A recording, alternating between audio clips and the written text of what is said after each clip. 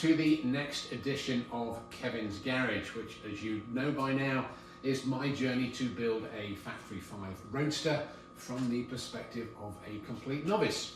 So this week we are working on the rear end, so the solid axle, rear brakes and suspension. So I actually went with the Moser solid axle sort of 3-link option, I think for two main reasons. I think the first one is that, as I've discussed before, I'm trying to make a car which is as sort of authentic as possible. And obviously, this is where they started, and also, I've got to think about cost as well. It's very easy with a project like this to add every add-on, and before you know where you are, you've added another $10,000 to the cost of the car. So that's what we're going to be doing. What I would say is the Factory 5 manual does a pretty good job of describing the install, and also the Factory 5 videos that they produced a few years ago now in terms of how to install the 3-link is also pretty good. So I would definitely urge you to look at both of those. So the first thing that I would comment on the axle is really all about safety. So these solid axles weigh over 225 pounds, so they are heavy. So really this is a two-person process. I actually did manage to install this pretty successfully, I think, by myself, but there were a number of things that I had to do to make sure that I didn't hurt myself in the process. So the first thing is they do come fully crated. So what I did is very carefully just lifting one end at a time and using some blankets as well, put it on a little dolly so I could get it into this position here, then just put it, again, lifting it one side at a time onto a couple of jack stands, and that's where I was able to complete all the preparation, and I'll tell you how I moved it into place in a moment. Okay, so that's the little intro. Now I'm going to come and do Kevin Cam, so we can dive in and I can show you in some detail what I actually did.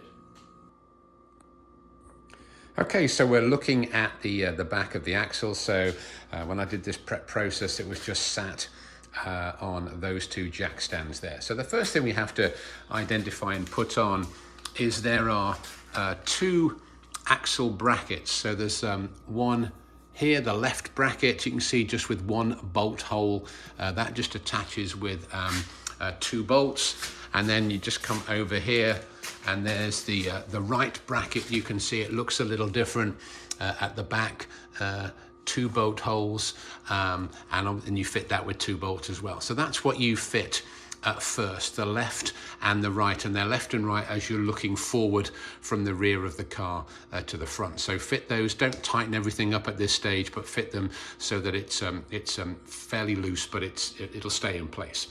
The next thing you need to do is just to gently insert these bolts here. So this bolt and this bolt here, so don't put anything else in, just make sure that this bolt goes through this hole, this one, and then through the hole at the back.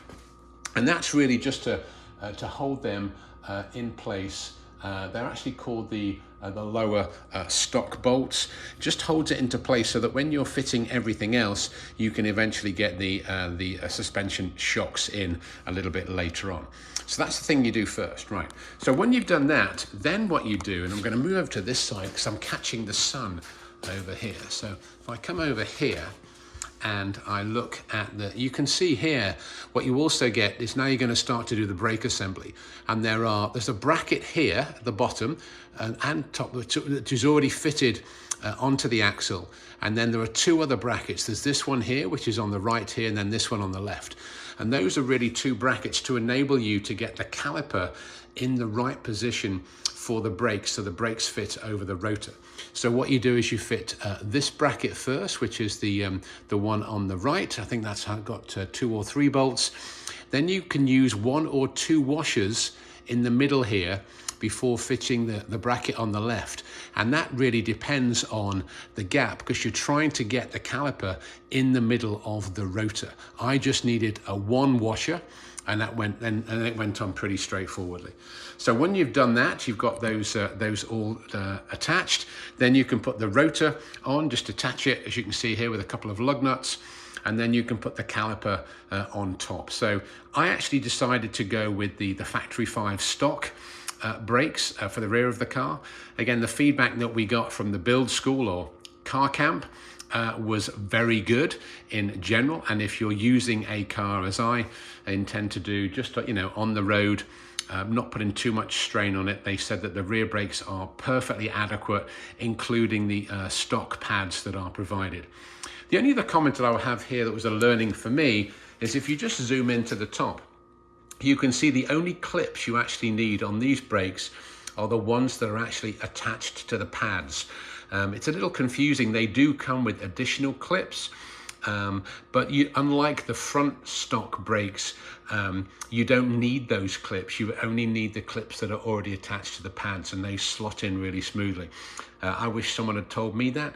It took me 30 minutes of fiddling around before I worked that out. All right, so that's the first sort of couple of things that you do to prepare the axle. The other thing that you can do at this point is, if you just look down here, you can see this is where this little nut here is where you put the gear oil in. So you can just take that out, fill it up with the required spec. Again, it's all in the manual, and that's pretty straightforward. And then there's one other little attachment that you need to screw in on the top just here as well. You can do that at the same time in the process. So that's pretty much the prep phase in terms of the axle. Then we move on to actually fitting and installing it. So I'm going to, there's one other thing I forgot actually.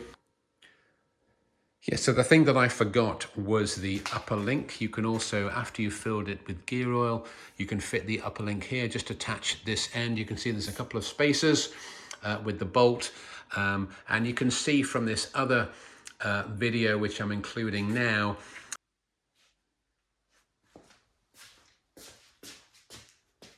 so another one of the learnings that we got from the build school was that certainly for the bars, was just to use a little bit of sort of an anti-seize lubricant, because obviously these are for adjustment. So just to have a little bit on the end there. Here I'm just working on the upper link. Let's get it in the right way. Bearing in mind that one of these is left-hand thread, one of them is right-hand thread. So it's a little bit counterintuitive at first, but obviously it only goes in one way, so you can work it out. So obviously not too much, just a little bit on there. So this one should go in this way, I believe that's right. Okay, so there you are, pretty straightforward. But as I say,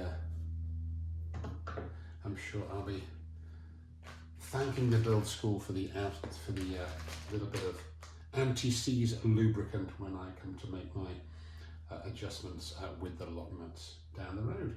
Alrighty. That as you prepare the links, so this is the upper link, and you can see the larger bar, the panhard bar, which is this one down the bottom. Both of these have a right fitting attachment and a left fitting attachment, and that's so you can adjust the bar both ways when you're doing the final alignment later on. So just attach this side using the washers and the bolts provided at this stage. Okay, and then the other thing is that this bar here is the panhard sort of support bar, and when you first get the chassis delivered, you see these bolts here. Those 4 bolts are loosely connected you need to just remove that and put it aside at this stage, and then you can reinsert that pretty much at the end of the process. All right, so that's the preparation done. Now it's about moving the axle into place. So the first thing I did here was the rear control arms, as you can see, is this here. So in the manual, it actually had them attached to the, in this section here, attach them to the solid axle first. What I decided to do is to attach them to the chassis, and this is what we did at the build school as well, because it just made it a little easier for us. So what you're trying to do is to basically move the axle from sort of there to where it is now. So what I did, just working by myself, is I could actually move it on 4 individual jack stands, and was literally moving it just from, you know, one stand onto the next one, onto the next one. So sort of walked it along one at a time using 4 jack stands, and then I could get it pretty much into the rough sort of place. Then what I was able to do is to lift it with a floor jack using 2 of the stands to make sure that I, from a horizontal standpoint, generally got it into the right area. Again, taking a lot of time and always having at least 2 contact points so that at no time was the axle likely to tip. What I also did is I kept a number of sort of blankets nearby and under it so that if anything did untoward happen, then obviously it would catch the axle. But it didn't. It actually went in absolutely fine. So then it's all about starting to attach everything. So what I attached first is I came and attached the rear control arms. So there you can see, attached there with the bolts, and did the same for the other side. Then I attached the 3-link, just that again attached with the 2 bolts and a couple of spacers. And again, you could make a few adjustments, so that was good. And then it was a matter of installing the shocks. Now, of course, these are exactly the same shocks that we all fitted at the front, on the front for the front suspension, but obviously they're just bigger. And then now, obviously, the other way round. Just to go back to remind everyone, obviously there are our front shocks. So our rears, again, just a little large, but exactly the same process. And again, fitted with a spacer either side at the top. A little more complex at the bottom. I believe there's like 3 spacers on the left there and 1 small spacer on the right. But again, all of that is clearly outlined in the manual in terms of what you need to do. All right, so that was all good. So the only thing that was left to do then was the Panhard bar and the Panhard bar support bar, which is this. So you take this back and attach the 4 bolts. Then this was the piece that was a little awkward. I'm just going to take the cam down here. So you can see that bolt just there. What you have to do, and I've got, again, you can see from this additional video that I've inserted here,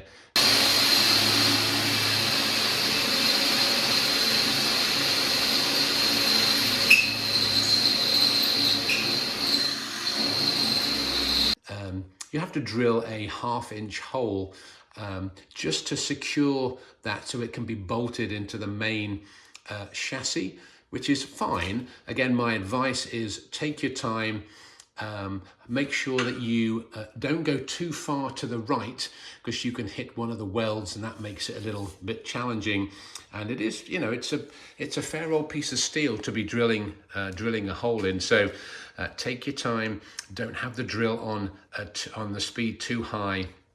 Don't put too much pressure on it, and just be careful, because mine certainly caught a little bit towards the end, so it can give you a little bit of a wrench on the wrist. So just take a little bit of care there, and then obviously once it's cleaned up, the bolt actually went in pretty smoothly. All right, so that's pretty much it. let me just go back to speak to the camera, and then we can finish up this episode. Okay, so after we've got the panhard bar support in place, then the only thing that's left to do is actually the panhard bar itself, which again is very similar to prepare to the 3-link bar, again with a right hand and a left hand thread, and that fits in pretty easily. But again, just take note, there are different numbers of spacers either side of the bolt to enable it to fit in. And then of course at the end I would go around and check the torque spec on each of the bolts. They're all a little different, to make sure that you get everything into position. So from my perspective, it went probably more smoothly than I anticipated. It was very enjoyable. I think you certainly feel a sense of achievement once you have the rear axle in. So okay, that's it for this episode. So next time I think we're focusing on the pedal box. So we're back at the front of the car. And again, if you have comments, then please make them. And if you're enjoying this video series or want to see something different, then please like and subscribe, and I'll just keep muddling on through and sharing my learnings as we go through. All right, so thanks for watching. Take care.